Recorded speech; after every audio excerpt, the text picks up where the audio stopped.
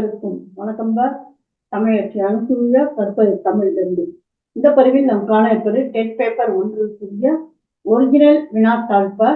2012 நடைபெற்ற வினாத்தாள். அதாவது டெட் தேர்வு ஆரம்பித்த வருடமே 2012 தான். அதனுடைய முதல் தேர்வினுடைய வினாத்தாள் இன்றைக்கு நாம் காண இருக்கின்றோம். உளவியல் மற்றும் தமிழ் பாடப்பகுதிகள். சரிங்களா? வீடியோவை முழுமையாக பாருங்கள். நன்றிப்பா. வாங்க வினாத்தாளுக்குள் செல்லலாம்.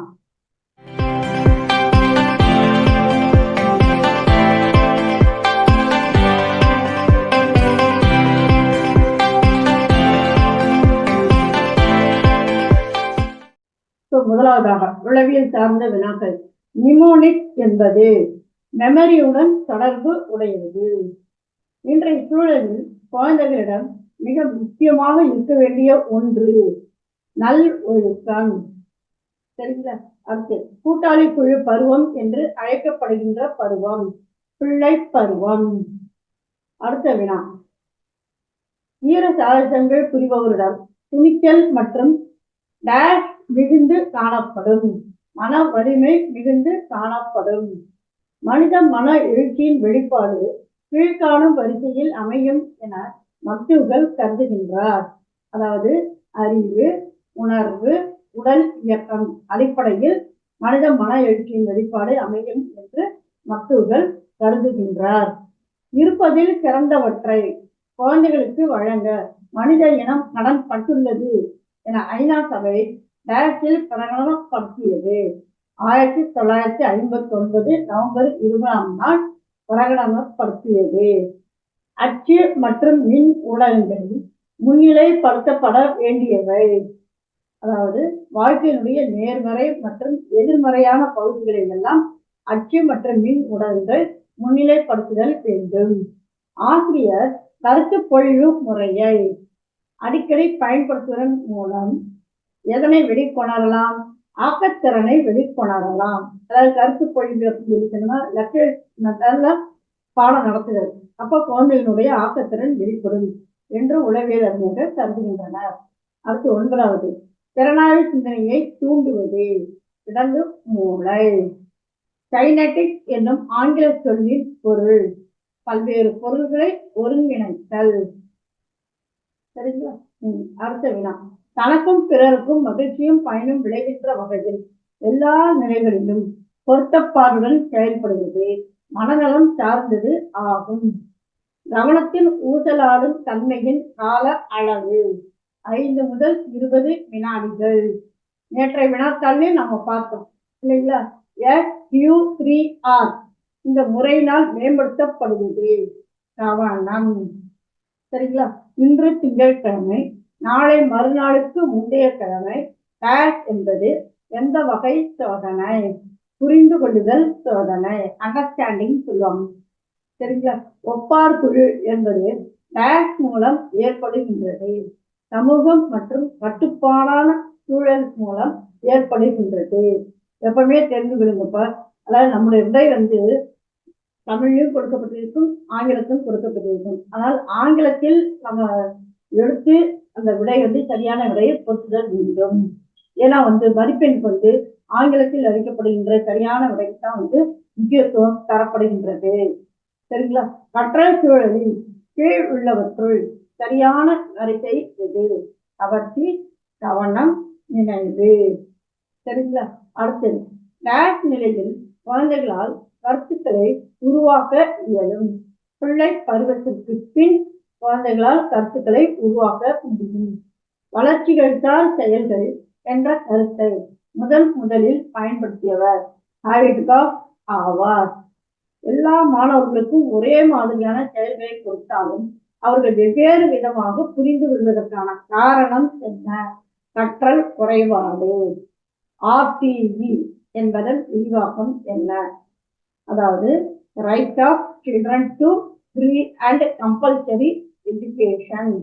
அதாவது குழந்தைகளுக்குரிய கல்வி உரிமை, இலவசம் மற்றும் கட்டாய கல்வி. சரிங்களா? இது குறித்த ஒரு தனி பதிவில் நம்முடைய வலைவழி பக்கத்தில் இருக்கின்ற அதனுடைய இணைப்பை இணைத்து பதிவுங்கள். ஏன் அப்படின்னா இந்த RTE அப்படிங்கிற விரிவாக நம்ம பார்த்தோம். இந்த RTE எப்பொழுது அமைச்சரவையில் தீர்மானம் செய்யப்பட்டது. அதன் பிறகு அது எப்பொழுது சட்டமாக்கப்பட்டது, அதனை முதலில் கொண்டு வந்தவர் யார் என்பது போன்ற கருத்துக்கள் அடங்கிய பதிவு. சரிங்களா? அதனால் அதனை முழுமையாக படியுங்கள். அடுத்து, கார்போஹைட்ரேட், புரதம் ஆகியவற்றின் வளர்ச்சிதை மாற்றத்தை ஒழுங்குபடுத்துவது அட்ரினலின். அமீபா ஒரு விலங்கு அல்ல என்பது அடையாளம் காணுதல் முறை. பியாஜேவின் கருத்துப்படி தன்னை மையமாக்கி சிந்திக்கும் தன்மை காணப்படும் பருவம் மன செயல்பாட்டுக்கு முந்தைய பருவம். அடுத்ததாக, மாய ஒளி தோன்ற காரணம் கவலை. தாழ்வு மனப்பான்மை டைரக்ட் நோயை ஏற்படுத்துவதில் மிக முக்கிய பங்கு வகிக்கிறது. ஆஸ்துமா நோயை ஏற்படுத்துவதில் முக்கிய பங்கினை வகிக்கின்றது. குழந்தைகளது சாதனையை பாராட்டுதல் அல்லது குறை கூறுதல் எவ்வாறு பாதிக்கக்கூடும் என்பதை பற்றி கூறியவர் ஹர்லாக் ஆவார். வகுப்பில் தன்னால் முடியும் என அனைத்து வேலைகளையும் ஏற்று செய்து மகிழ்பவர் டயஸ் எனப்படுகிறார். பங்கேற்று கற்பவர் எனப்படுகிறார். அடுத்ததாக, கற்றல் வீதம் ஈக்குவல் டு கற்ற பாடப்பொருளின் அளவு பை கற்று தேர்வதற்கு எடுத்துக்கொண்ட நேரம். அதாவது ஒருவனுடைய கற்றல் வீதம் என்பது அவன் எந்த அளவிற்கு பாடம் கற்றுக்கொள்வதற்கு எடுத்துக்கொண்ட நேரம் எவ்வளோ என்பதனால் எதனை வகுக்க வேண்டும் என்றால் கற்ற பாடப்பொருளின் அளவை வகுத்தல் வேண்டும். அதுவே அவன் கற்றலின் வீதம் ஆகும். சரிங்களா? அடுத்த வினா, பயிற்சி அளிக்கப்பட்ட வளர்ப்பு புறாவை அனுப்பி கோவில் கோபுரங்களில் வந்து உட்காரும் காட்டு புறாக்களை கீழ் இறங்க செய்து பிடித்தல் என்பது ஆக்க நிலையுறுத்தம் எனப்படும். மகிழ்ச்சி தராத தூண்டல் மறைவதற்கு சுலங்கல் காரணமாக இருக்கும். அது என்னவென்று கூறப்படும்? நேரிடை வலுவூட்டம் என்று கூறப்படும். இப்ப அடுத்ததாக தமிழ் பகுதி வினாக்கள். நோய்க்கு மருந்து இலக்கியம் என்று கூறியவர் மகாவித்வான் மீனாட்சி சுந்தரனார். அவர் உடல்நல சரியில்லாத போது அவர் கூறிய சொற்றவர் இது. ராமானுஜன் சாதாரண மனிதர் அல்ல, அவர் இறைவன் தந்த பரிசு என கூறியவர் பேராசிரியர் வீதிகள். வாணிதாசன் பிறந்த ஊர் வில்லியனூர். மதுரை வீதிகளின் பெயர்களில் இது ஒன்று அல்ல. பாணர் வீதி, அதாவது சூழ வீதி, பொன் வீதி, மன்னர் வீதி, இதெல்லாம் பெயர்கள் இருக்கின்றன. பாணர் வீதி என்பது கிடையாது. உலகையே நடுங்க செய்த கொடுங்கோளராக ஹிட்லர் இருந்தாலும் அவரையே மன்னிப்பு கேட்க செய்த மாவீரன் செண்பகராமன். விக்டோரியா மகாராணியார் காலையில் கண் விழித்ததும் முதலில் படிக்கும் நூல் திருக்குறள். மலையும் மலை சார்ந்த இடமும் குறிஞ்சி ஆகும். எழுத்துக்களின் பிறப்பை இடப்பிறப்பு, ஒளிப்பிறப்பு என 2 வகையாக பிரிக்கலாம். தமிழ் எண்ணூர்கள் 19 மற்றும் 25 இந்த மாதிரி எழுதணும்ப்பா. சரிங்களா? புதுக்கவிதை வளர்ச்சியில் டேஷ் பங்கு போற்றத்தக்கது. வள்ளிக்கண்ணின் பங்கு போற்றத்தக்கது. பாம்பு விவசாயிகளின் நண்பன். குழந்தைகள் மகிழ்ச்சியுடன் ஆரவாரித்து பாடும் விளையாட்டு பாடல்கள் நாட்டுப்புற பாடல்கள். அடுத்து, ஆற்றுணா என்பதன் பொருள் கட்டுச்சோறு ஆகும். ஆறு அப்படின்னா வழின்னு அர்த்தம். உணானா உணவுன்னு அர்த்தம். அப்ப செல்லுகின்ற வழிக்கு தேவையான உணவு இருக்கின்ற பொருளில் கட்டுச்சோறு என்பது பொருளாக அமைகின்றது. தாகூர் விஸ்வபாரதி கல்லூரி மேற்கு வங்காள மாநிலத்தில் உள்ளது. 12 வயதிலேயே மற்போர், சிலம்பம், வாழ்வீச்சு என வீர கலைகளை எல்லாம் கற்று தேர்ந்திருந்த சிறுவன் பாண்டிய நெடுஞ்செழியன். தஞ்சை பெரிய கோவில் குடமுழுக்கு நடைபெற்ற ஆண்டு கிபி 1010. பொருள் கூறுக. குவை என்றால் குவியல் என்று பொருள். நிகண்டுகளில் மிக பழமையானது சேந்தன் சுபாகர நிகண்டு. அறிவியல் கலைச்சல் களஞ்சியம் 1991 ஆண்டு வெளியிடப்பட்டது. ஆங்கிலேயரை எதிர்த்து ஆயுதம் ஏந்தி போராடிய முதல் பெண்மணி வேலு நாச்சியார். வௌவால் மரத்தில் தொங்கும்.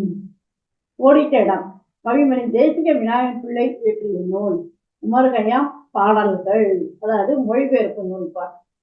எழுத்தாளர் தொட்டு எழுதக்கூடாத மை பொய்மை. டேஷ் என்னும் நூலில் 99 வகையான பூக்களின் பெயர்கள் இருந்தன.